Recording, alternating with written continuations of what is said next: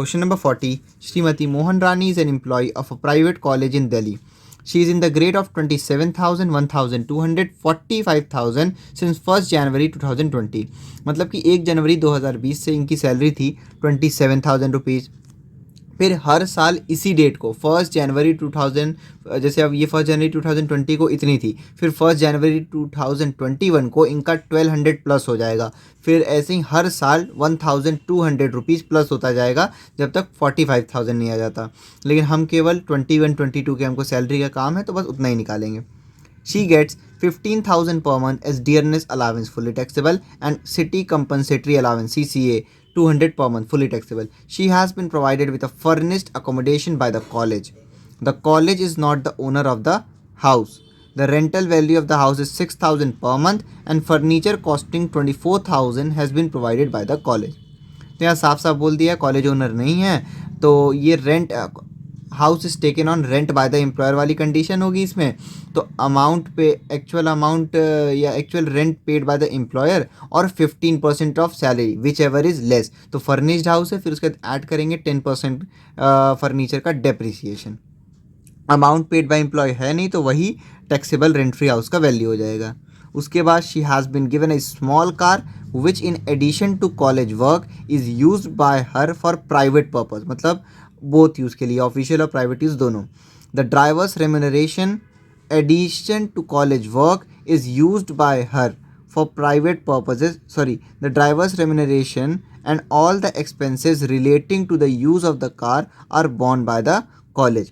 तो ड्राइवर का जो रेम्यूनरेशन है और सारे एक्सपेंसेस कार से रिलेटेड वो कॉलेज उठा रहा है। तो बोथ यूज़ के लिए है, owned by employer and expenses by employer भी है। तो कार का, स्मॉल कार का होता है 1800 पर मंथ और ड्राइवर का 900 per month taxable. She has been provided with the facility of gardener, a watchman and a servant who are paid by the college at the rate 150 per month, 1,200 per month and 800 rupees per month respectively. Fully taxable होगा ये सारे। She contributes 10% of her pay to recognized provident fund. Recognized provident fund में employee का contribution जितना भी हो exempt रहता है। Towards which the college contributes 8%. तो एम्प्लॉयर जो कंट्रीब्यूट करता है उसमें 12% तक एग्जेम्प्ट रहता है, तो ये 12% से भी कम है, इसलिए फुल्ली एग्जेम्प्ट हो जाएगा एम्प्लॉयर का contribution. She paid employment tax 500 during the year. तो हम लोग जब स्टैंडर्ड डिडक्शन माइनस करते हैं ग्रॉस सैलरी में से 50,000, तो फिर उसके बाद वहीं पे हम लोग एम्प्लॉयमेंट टैक्स भी 500 रुपये माइनस कर देंगे। Assuming that the salary becomes due on the first of the next month, compute her taxable income under the head of salaries for the assessment year 22-23।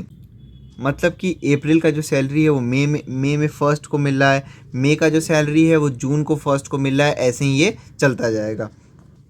Solution देखते हैं 40 का।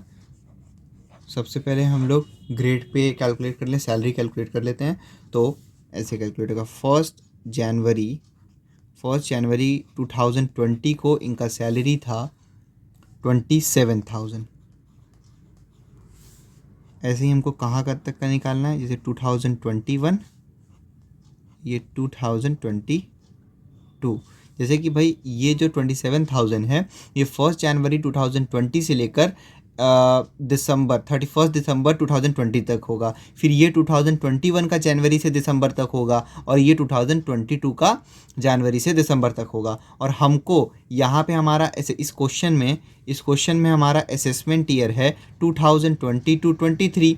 तो हम लोग असेसमेंट ईयर में जो भी इनकम लेते हैं वो प्रीवियस ईयर का लेते हैं, यानी कि 2021 का 22 का।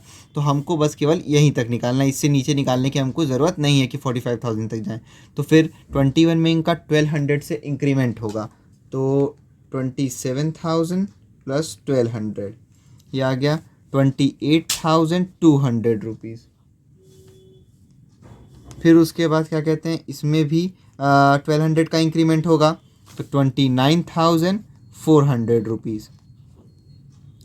तो बस यही हो गया। अब सैलरी कैलकुलेट करते समय अब इसमें एक चीज़ ध्यान रखना होगा, बहुत इंपॉर्टेंट है वो। जैसे यहाँ पे ग्रेड पे जैसे हमको लेना है, तो इसमें 2021 में इन्होंने अप्रैल मई जून, क्योंकि ये 2021 के 1 अप्रैल से लेकर 31 मार्च ऑफ 2020 तक होगा। 1 अप्रैल 2021 से लेकर 31 मार्च 2022 तक होगा। तो हम इसमें यहाँ पे अप्रैल, मई, जून, जुलाई, अगस्त, सितंबर, अक्टूबर, नवंबर, दिसंबर, यहाँ पे हमको 9 मंथ की सैलरी चाहिए होगी और यहाँ पे हमको 3 मंथ की। अभी तक हम यही करते हैं और यही करना चाहिए, लेकिन इस क्वेश्चन में बोला है कि salary is due on 1st of next month, 1st of next month.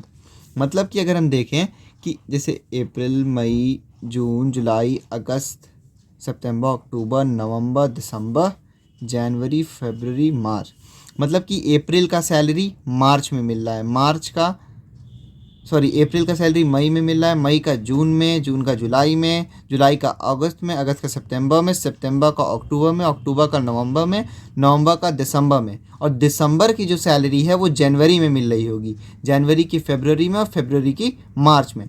हमको यहाँ से यहाँ तक का तो सैलरी चाहिए, जैसे मार्च का जो सैलरी होगा वो इसमें मिला होगा। तो 1 जनवरी 2000 मतलब पूरे 2021 में इनकी सैलरी तो 28,200 रुपीज़ थी, और 2022 में, पूरे 2022 में इनकी जो सैलरी है वो 29,400 थी। लेकिन हमको ध्यान देना होगा कि ये दिसंबर में जो 28,200 की ये जो सैलरी थी ये जनवरी में मिली होगी 28,200, और जनवरी की जो 29,400 रुपीज़ सैलरी है वो फरवरी में मिलेगी। तो जब हम सैलरी कैलकुलेट करेंगे तो वहाँ पे 28,200 इंटू 10 करेंगे और 29,400 इंटू 2 करेंगे। ऐसे हमको इसको 9 करना चाहिए था, लेकिन दिसंबर वाली सैलरी जो है हमको वो जनवरी में मिली है, यानी कि यहाँ तो 9 महीने मिली है, क्योंकि मार्च में भी इनकी सैलरी 28,200 ही होगी तो वो यहाँ मिल गई होगी, और दिसंबर वाली जनवरी में मिली है अगले साल, तो यहाँ वाली जो सैलरी है वो इसमें मिली है फरवरी में। तो फरवरी और मार्च केवल 2 महीने के लिए 29,400 इनको मिली है, और बाकी 10 महीने के लिए इनको 28,200 मिला है। तो 28,200 इंटू 10 कर देंगे, यह आ गया 2,82,000 रुपीज़, और 29,400 इंटू 2 कर देंगे तो ये आ जाएगा 58,800 रुपीज़। इन दोनों को ऐड कर देंगे, 2,82,000, ये आ जाएगा 3,40,800 रुपीज़। ये इनकी सैलरी हो गई एनुअल।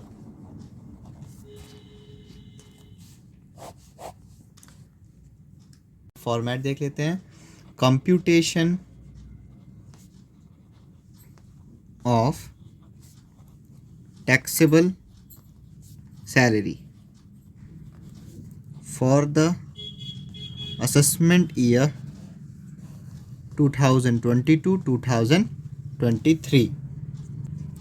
सबसे पहले इसमें बेसिक सैलरी इनके ले लेंगे। सैलरी हमने कैलकुलेट की है 3,40,800 रुपीज़। सैलरी के बाद दिया हुआ है डियरनेस अलावेंस। डियरनेस अलावेंस बोला है 15,000 पर मंथ, 15,000 इंटू 12 कर देंगे, यह आ जाएगा 1,80,000 रुपीज़। उसके बाद सिटी कंपनसेटरी अलावेंस CCA दे रखा है 200 पर मंथ, 200 इंटू 12, 2,400 रुपये। उसके बाद दिया हुआ है कि रेंट फ्री हाउस, तो रेंट फ्री हाउस का हम कैलकुलेशन करेंगे। कैलकुलेशन करते हैं रेंट फ्री हाउस का। सबसे पहले salary for rent free house हो जाएगा basic salary plus DA retirement plus dearness pay plus bonus plus commission plus all taxable allowances.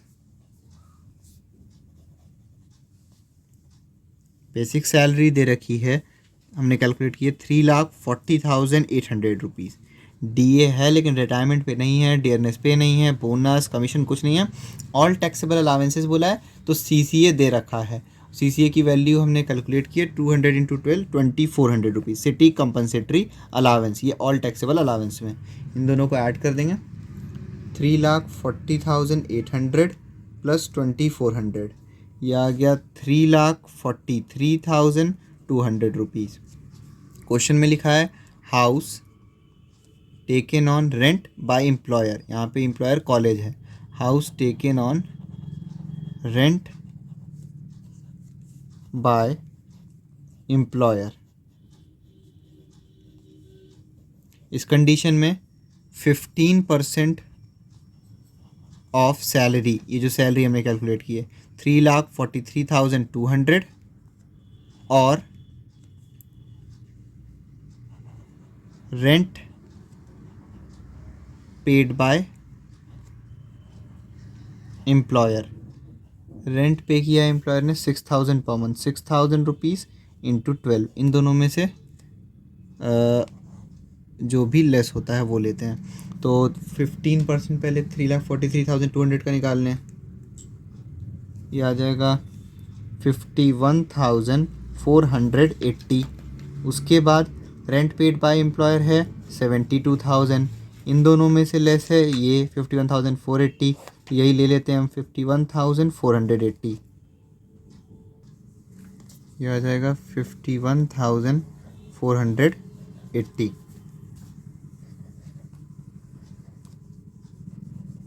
पहले 15% ऑफ सैलरी लिया है हमने, फिर और रेंट पेड बाय एम्प्लॉयर, इन दोनों में से जो भी लेस होता है वो ले लेते हैं, तो 51,480।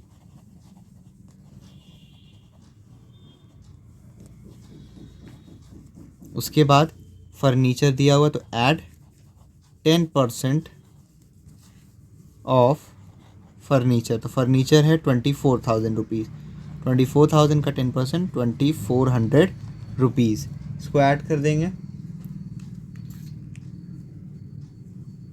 ये आ गया 53,880 रुपीज़।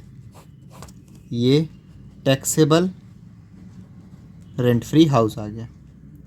सबसे पहले हमने सैलरी कैलकुलेट कर लिया, तो यहाँ पे केवल बेसिक सैलरी और सिटी कंपनसेटरी अलाउंस दे रखा था, बस ये आ गया सैलरी।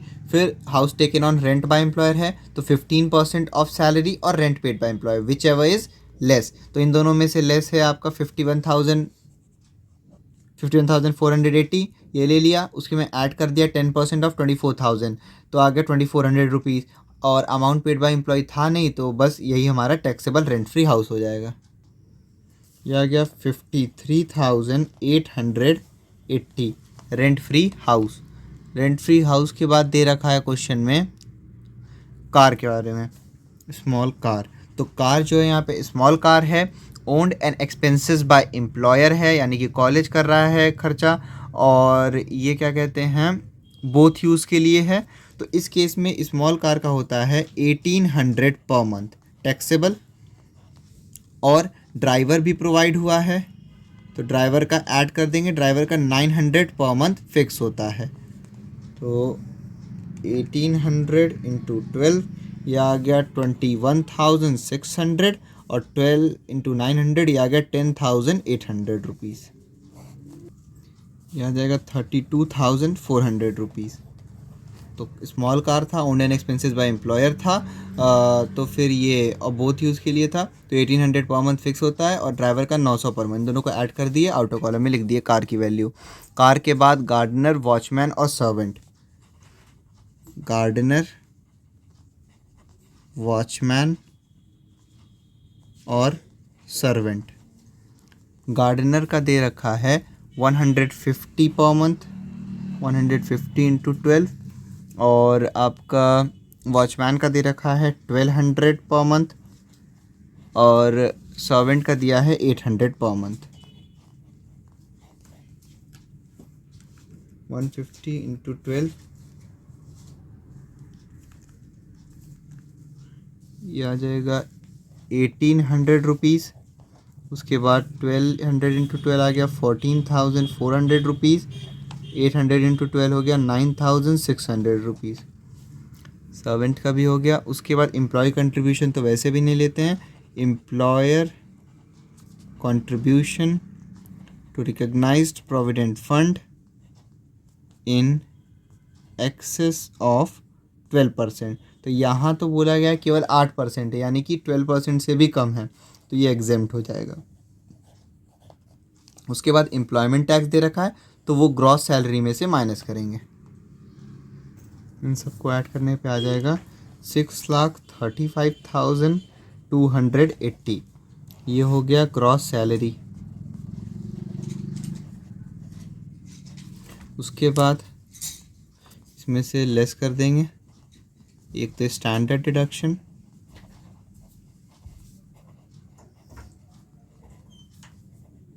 और एक एम्प्लॉयमेंट टैक्स। स्टैंडर्ड डिडक्शन है 50,000 और एम्प्लॉयमेंट टैक्स है 500 रुपीज़। इन दोनों को ऐड कर देंगे, आ जाएगा 50,500 रुपीज़। इसको लेस कर देंगे ग्रॉस सैलरी में से, तो आ जाएगा 5,84,780 टैक्सेबल सैलरी।